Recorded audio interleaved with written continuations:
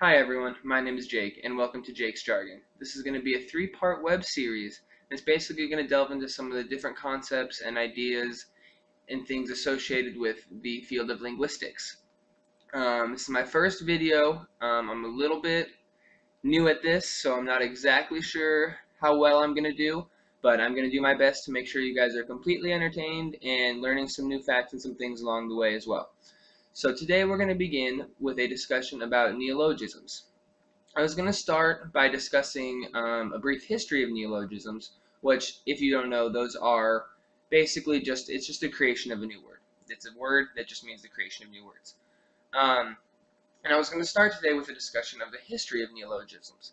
So I started looking it up and things like that, and what I started to realize was that, in a sense, there's not really a history of neologisms because the creation of words, which has happened throughout all of history and every country, every language, everything, is the history of neologisms. They're different creations, and it's hard to define that in a category because it's been in so many different areas and so many different time periods and things of that nature. So I'm going to go ahead and begin with some of the principles, in case you want to create any neologisms of your own. Some of the principles that are required or are very apt to have if you're trying to have your neologisms become part of popular vernacular in your language. It's very important to make sure that you use existing words or things of that nature, words that people have common knowledge of, in your creations of certain neologisms, because that's going to make them more easily recognizable and more easily remembered by people of the population. For instance, this could be something as simple as adding a suffix or prefix to a previous word that you already know. The next thing that I think is very important is making sure you use recognizable characteristics of certain words. You might even add two words together to create a new word. Just things that will make it very recognizable for people in your population. Now I'd like to just give a little fun fact, throw in a little fun fact randomly here, and show you that Shakespeare himself, in his workings and things like that, it said that he used about 17,000 words throughout all of his sonnets and poems and everything else that he wrote, and 1,700 of those were words that he created. So he basically created 1,700 new words. There are three stages of developments when we're discussing neologisms. The first one is considered unstable. This is when it's used by a very small part of a population, and it really hasn't become widely used at all yet. The next one is diffused. This is where it's starting to get a little bit more into popular vernacular and things of that nature, but it's not really considered a full-fledged word yet. So yeah. And then from there, we move on to stable.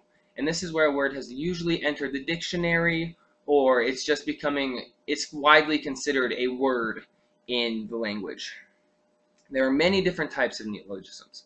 The first one is borrowing. This is basically where a language takes a word from another language and either uses that exactly or creates their own form of a word to mean what it means in the other language. For example, tsunami. We took that from Japanese language and we have used it as our own. The next one is a conversion.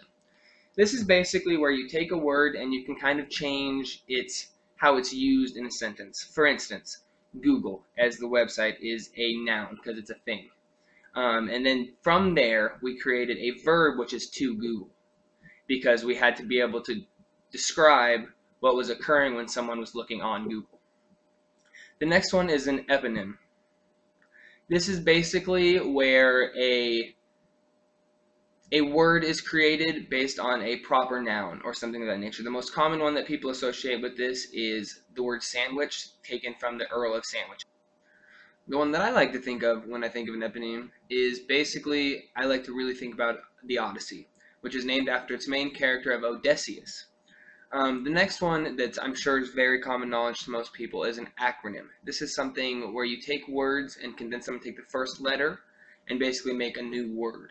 Popular examples are scuba, laser, things like that. But I think my favorite, and this is because I had no idea what this meant, and I'm very surprised at what it does stand for, is TASER, which stands for Thomas A. Swift's electric rifle.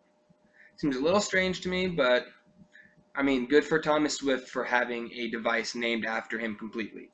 The next one is clipping. This is basically where you take a word and shorten it to make it easier to use and easier remembered. The one that I like to think of being a psychology major is psych. Now, when people ask me about my major, a lot of times I'll just say I'm a psych major, as opposed to saying psychology. The next one is blends. This is basically where you take two words and mix them to create one word. And if anybody has seen How I Met Your Mother, they're gonna understand this next reference very well. This next word is possible, and this is basically where the edges of possible and the edges of impossible begin to meet and kind of overlap. Very weird, and clearly it's something that's only possible in a TV show. The next one is compounding, and this is basically where you take two words and add them together to create a new word. There are two types of this as well. There's closed and open. Closed is where the two words become and make one word. So that would be something like basketball, for instance. From a basket and a ball, he created basketball when they created the sport. There's also open, which is when two words come together but stay separate but have a new meaning. As I said earlier in another segment was gas guzzler was an example I used, and this is an example of this. One thing you have to remember when you think about open compounded words is that if the two words come together and don't necessarily make a new meaning for either one of the words, then it's not considered a compound word. This would be something like audio tape. Those came together and have the exact same meaning as they did before they were brought together to create the term. Now, after learning some of these new facts, you might be wondering what in the world would cause somebody to want to create a new word? Because we already have, some people say we already have over 600,000 words in our language, and I believe that's how many are in the dictionary. So usually there's got to be a pretty good reason for somebody to create a new word with that many already existing in our language. And for the most part, you'd be right. So there are many examples, most of the examples, in which it is a new advancement in technology or science or in social media that has caused us to create these new words. Like, for instance, laser, taser, things like that are advances in technology that required us to create a word to basically allow us to understand what this new advancement is. There's also scientific advancement that requires new words. For instance, when we discover a new element, it's required that they come up with something that's simple and easy to remember, and that is very well associated with what they have created, and it will make it a lot easier for us to discuss as a society. The one that's really important in today's day and age, and I'm kind of spend a little bit more time on this, is advancements in social media. Today, there are so many new advancements with the internet and Facebook and Google, Twitter, all these things. They've all required us to create new words to understand the new interactions we're having on these social medias. For instance, on Twitter, it's now called to tweet, which is something that before that was not something that was ever said because it wouldn't have made any sense before Twitter came along. This is going to be, in today's day and age, most of the neologisms that we see, because there are being so many new social media sites and so many new internet sites being created that require new words from our perspective so that we have understanding and can differentiate them from one another.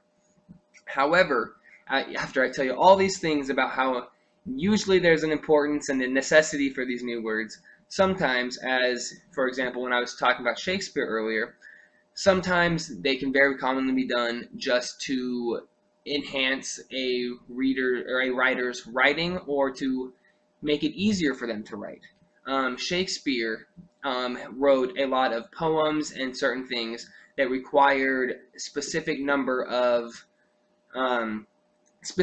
syllables in each line, and with certain words he wasn't able to do this. So in order to basically accommodate himself and accommodate the way of writing he liked, it had no necessarily really important advancement in our language, but he was able to create new words, which many of were contractions, that he used in order to make sure that his syllable count in his poems was correct to the types of poems he was writing. So that's basically all I'm going to have for you today on neologisms. So make sure you check back in next time. I'm not exactly sure what the subject of the next one's going to be yet, but you know what? I think it'll be just as much fun as this one was.